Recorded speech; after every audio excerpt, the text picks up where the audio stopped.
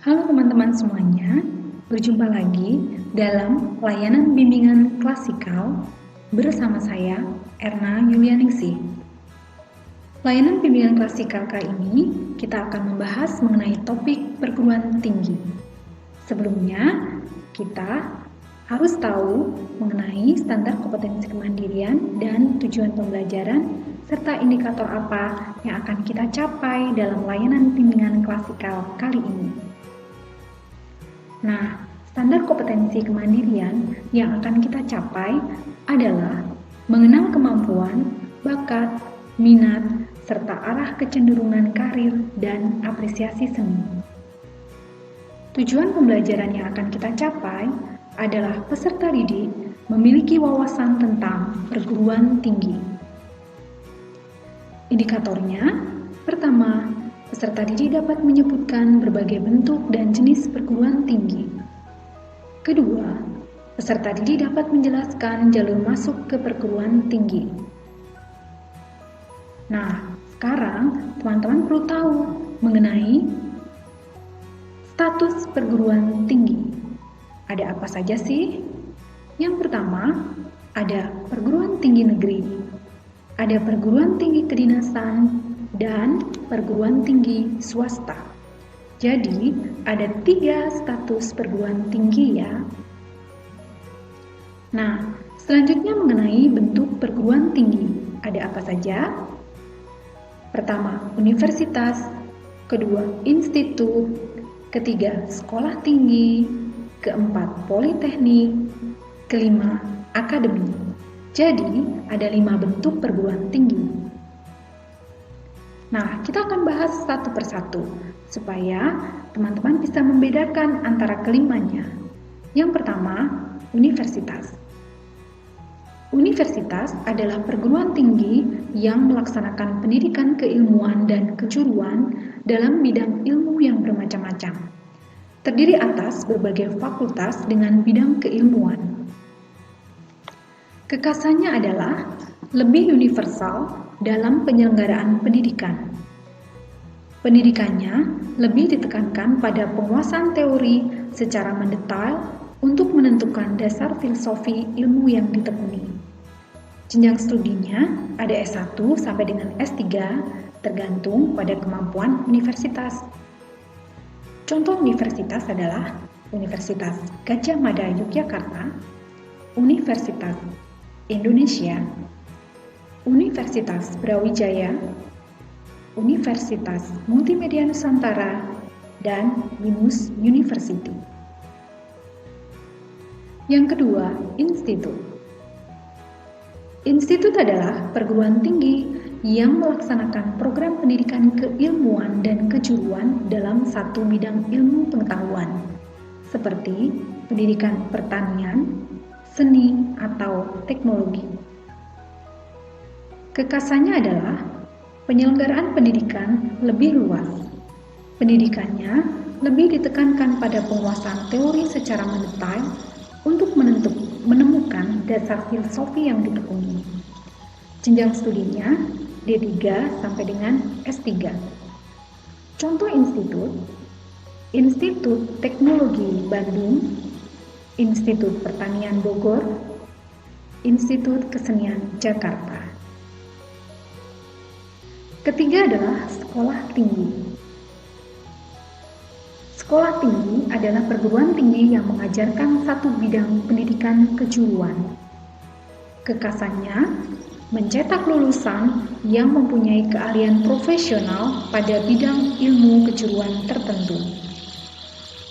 Keterampilan dan pengetahuan dari jurusan yang dipilih berpengaruh besar pada dunia kerja yang hendak dimasuki. Jenjang studinya D3 sampai dengan S1.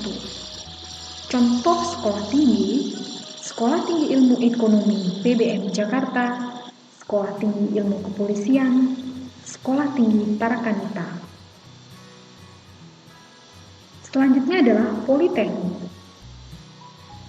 Politeknik adalah perguruan tinggi yang menyelenggarakan pendidikan terapan dalam sejumlah bidang pengetahuan khusus. Kekhasannya, mencetak lulusan yang mempunyai pengetahuan khusus profesional seperti desain grafis, telekomunikasi, elektronika, periklanan, dan fotografi. Praktikum dan kuliah lapangan lebih banyak daripada kuliah teoritis. Keterampilan dan pengetahuan yang didapatkan berpengaruh pada dunia kerja yang hendak dimasuki. Jenjang studinya D1 sampai dengan D4. Contoh politeknik, Politeknik Keuangan Negara STAN, Politeknik Negeri Jakarta, Politeknik Negeri Semarang, Politeknik Bandung. Yang terakhir adalah akademi. Akademi adalah perguruan tinggi yang menyelenggarakan program pendidikan kejuruan. Kekasannya adalah mencetak lulusan yang mempunyai keahlian profesional. Pendidikan ditekankan pada pengalaman praktis lewat kuliah dan praktik-praktik lapangan. Banyak memberi pengalaman tentang hal-hal praktis. Keterampilan yang dimiliki berpengaruh pada dunia kerja yang akan dimasuki. Contoh akademik, Akademi Militer, Akademi Keperawatan Antariksa Jakarta, Akademi Pariwisata Indonesia Jakarta, Akademi Farmasi Surabaya. Nah, sekarang kalian sudah tahu ya mengenai bentuk-bentuk perguruan tinggi dan perbedaan di antara kelimanya. Sekarang kita akan bahas mengenai jalur masuk perguruan tinggi. Ada apa saja? Mari kita simak bersama-sama. Jalur masuk perguruan tinggi negeri, ada jalur seleksi masuk nasional perguruan tinggi negeri atau yang disebut sebagai SNMPTN. SNMPTN adalah seleksi berdasarkan hasil belajar siswa nilai kognitif dari semester 1 sampai dengan semester 5. Jadi, seleksi ini berdasarkan nilai rapot ya. Selanjutnya, ada seleksi bersama perguruan tinggi negeri yang disebut sebagai SBMPTN. SBMPTN adalah seleksi berdasarkan hasil tes tertulis menggunakan komputer atau computer based testing atau juga ujian tulis berbasis komputer dan nilai yang diraih akan dijadikan syarat untuk seleksi. Selanjutnya ada seleksi mandiri. Seleksi berdasarkan hasil tes tertulis atau persyaratan khusus yang ditentukan oleh masing-masing perguruan tinggi. Nah, ada juga loh teman-teman tentang seleksi nasional masuk Politeknik Negeri atau yang disingkat SNMPN. Ini khusus untuk perguruan tinggi politeknik. Nah, pola seleksi ini tertuang dalam suatu sistem yang terpadu dan diselenggarakan secara serentak melalui seleksi prestasi akademik selama mengikuti pendidikan di sekolah menengah atas. Selanjutnya mengenai jalur masuk perguruan tinggi swasta. Nah, pada umumnya perguruan tinggi swasta itu ada jalur prestasi, yaitu seleksi ini dilakukan berdasarkan nilai rapot atau prestasi yang diperoleh saat di SMA. Melalui jalur ini, calon mahasiswa dapat meraih potongan biaya masuk kuliah sesuai dengan hasil seleksi. Selanjutnya ada juga jalur reguler.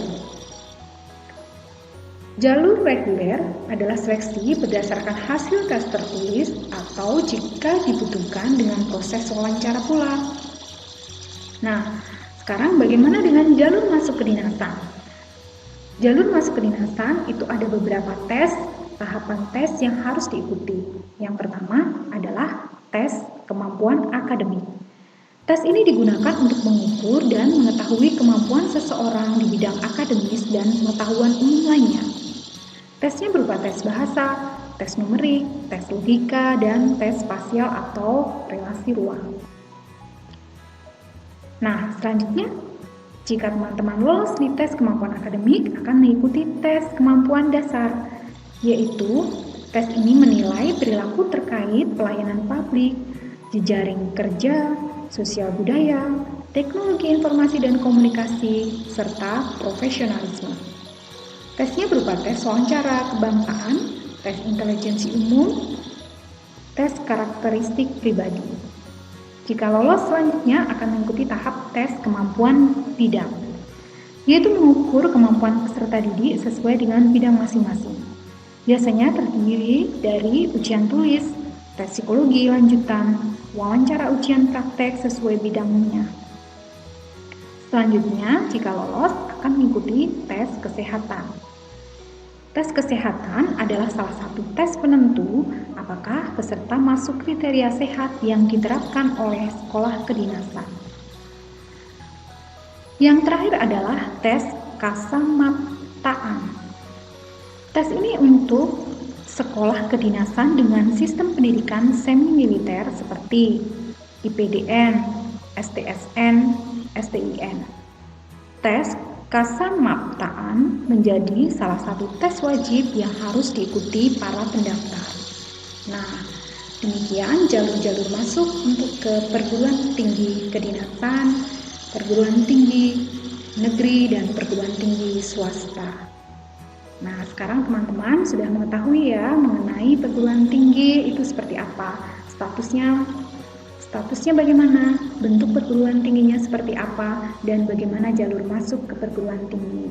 Semoga layanan bimbingan kali ini bermanfaat untuk kalian. Sampai bertemu di layanan bimbingan selanjutnya. Terima kasih.